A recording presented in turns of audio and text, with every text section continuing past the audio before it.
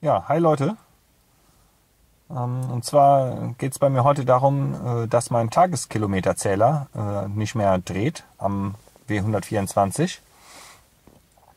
Ich kann ganz normal fahren. Der Tacho zeigt auch die normale Geschwindigkeit an. Alles funktioniert gut. Aber der Tageskilometer zählt nicht und auch der richtige Kilometerzähler zählt nicht mehr. Ja, und da habe ich mal geguckt, was man machen muss. Da sind oft Rädchen hinten, die lose sind, beziehungsweise Wellen in dem Zählwerk, die lose sind, kann man wohl recht einfach wieder reparieren, aber man muss den Tacho ausbauen. Und dazu geht man mit einem Werkzeug, das man sich entweder selber gemacht hat oder gekauft hat bei Mercedes. Die Nummer blende ich ein. Dann geht man hier rein und dann dreht man innen drin das um und dann zieht man den Tacho so raus. Soweit die Theorie. Ich habe mir jetzt mal hier aus einem Eimerhenkel das hier gebaut und das werde ich jetzt aber noch mal ein bisschen weiter bearbeiten.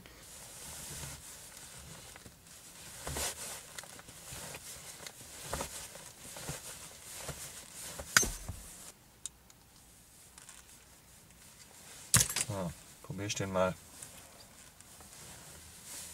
so umzuknicken. Ja, dann gucken wir mal, ob ich den hier reinkriege.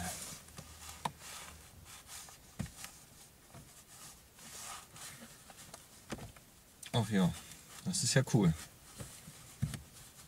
Also das geht anscheinend. So, einen da rein. Den anderen stecken wir hier rein. Jawohl. Ja, und jetzt probiere ich mal an dem Ding zu ziehen. Aha.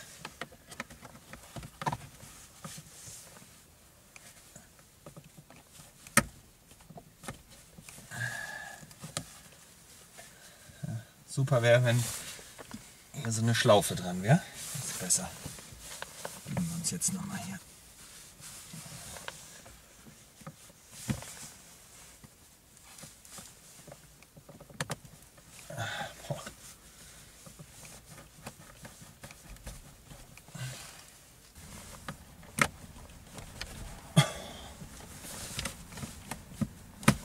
Also, ich kann euch nur empfehlen, kauft euch das Ausbauwerkzeug von Mercedes.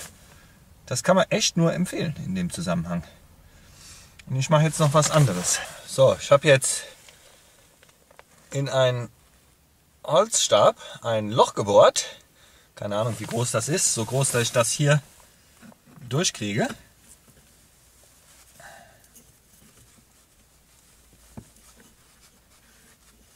So, dann wird der Draht hier wieder verbogen.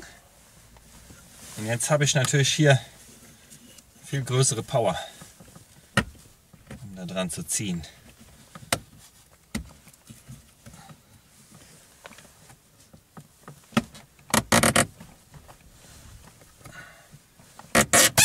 Aha, jetzt ist er draußen. Also, kauft euch das Mercedes-Werkzeug oder baut euch so ein schlaues Teil hier wie ich. Dann klappt es. So, jetzt ziehen wir den ganzen Käse nach vorne. Oh ja.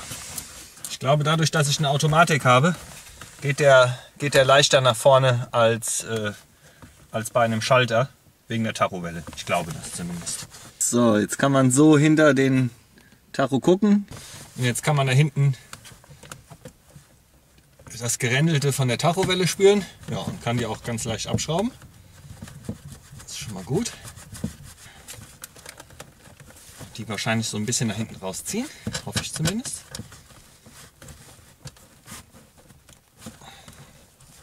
Aha, ja, geht.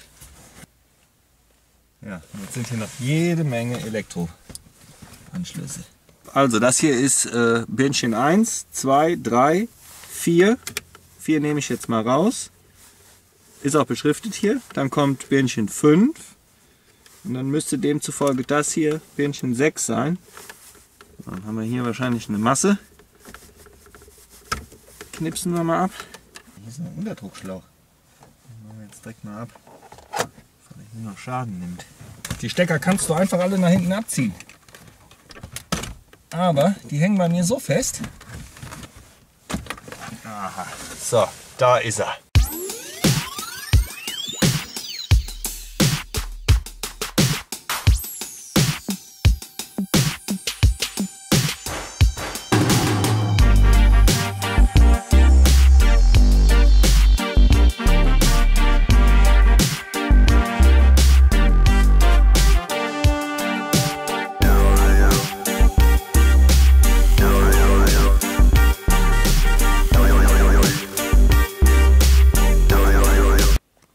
So, jetzt habe ich hier meinen Tacho in der Hand und wenn man jetzt hier auf das Zifferblatt schaut, dann sieht man vielleicht, dass das auf der rechten Seite ein bisschen tiefer hängt. Wenn ich das jetzt so mal zeige, dann sieht man das vielleicht noch mehr. Das ist irgendwie so ein bisschen abgefallen, die Welle ist da, hängt da tiefer. So, und hier sieht man das auch nochmal, dieses lilane Zahnrädchen, das sitzt nicht mehr ordentlich auf der Schnecke drauf. Wenn ich jetzt dieses Zahnrad wieder reindrücke, sieht man, wie weit das jetzt raussteht. Und das drücke ich jetzt wieder rein. Aha. Und da kann ich jetzt mit der Welle spielen. Aha, jetzt ist sie reingegangen. Und jetzt habe ich das lilane Rädchen quasi wieder reingedrückt oder auf das Schneckenrad drauf gedrückt. Und da in der Mitte dieser Messingpin, den habe ich jetzt als die Welle, den habe ich jetzt quasi wieder in den Lagersitz reingedrückt. Jetzt müsste man natürlich nur gewährleisten können, dass der auch drin bleibt. Da ist die Schnecke nochmal. Ich glaube, das hat mein Problem jetzt schon gelöst. Das sieht alles wieder gut aus, auch wenn man hier oben jetzt auf das Ziffernblatt drauf guckt. Das ist wieder gerade so, wie das sein soll. Und ja, ich baue den Tacho jetzt wieder zusammen und guck mal, ob der so hält. Ich glaube, dass der hält, weil der sich hier in der Schnecke so ein bisschen einrastet. Der geht über den Mittelpunkt der Schneckenwelle sozusagen und fixiert sich damit selber. Warum der rauskommen kann oder wie das passieren kann, weiß ich auch nicht. Ich müsste halt mal testen mit einer Probefahrt, ne? Ob es hält. Ja, ich glaube, ich baue das jetzt so zusammen und dann morgen mal ins Auto und dann gucke ich mal, ob es funktioniert alles.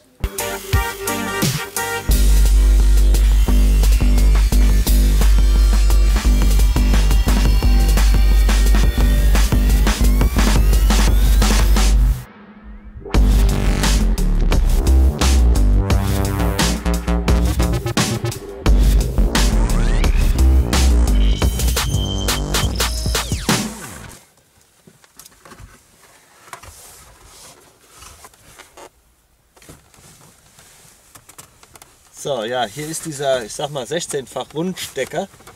Den habe ich reingesteckt als erstes. Dann ist hier ein Unterdruckschlauch. Dann sind hier die ganzen Birnchen wieder. Sind hier mehrere Zweier- und Einer-Stecker. Aha.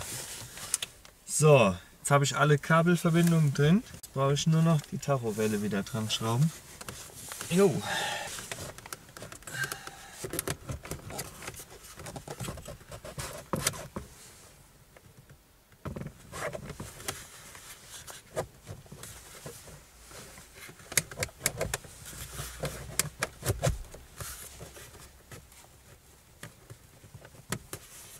So.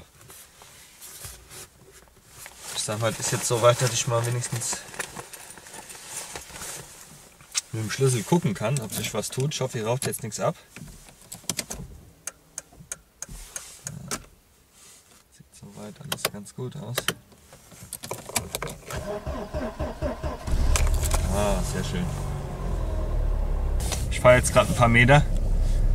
Der Tacho zählt also weiter. Tageskilometerzähler und ja, dementsprechend wahrscheinlich auch der normale.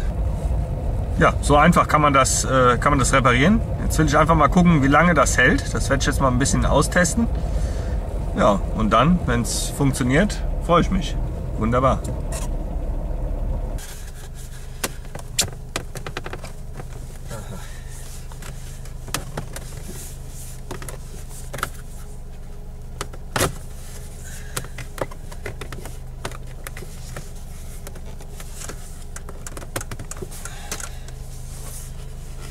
So, ich sag jetzt mal, drin ist es. So, ach du Scheiße. Oh, riecht mein Lenkrad gut. Also richtig schön nach Leder. Und oh, riecht so gut. Alter Schwede, was hab ich denn jetzt hier gemacht? Das ist aber überhaupt nicht gut. Ich hab den Stecker hier auseinandergefuddelt von dem Teil. Oh, das ist Kacke. 1, 2. Ja, was ist denn jetzt 1 und was ist denn 2? Oh Mann, das ist aber ganz kacke. Da habe ich doch nachher die Arschkarte gezogen. Das ist doch jetzt schon klar. Wenn mir irgendwas durchbrennt hier. Ja, super. Es ist doch unglaublich ungeil, wie das läuft hier.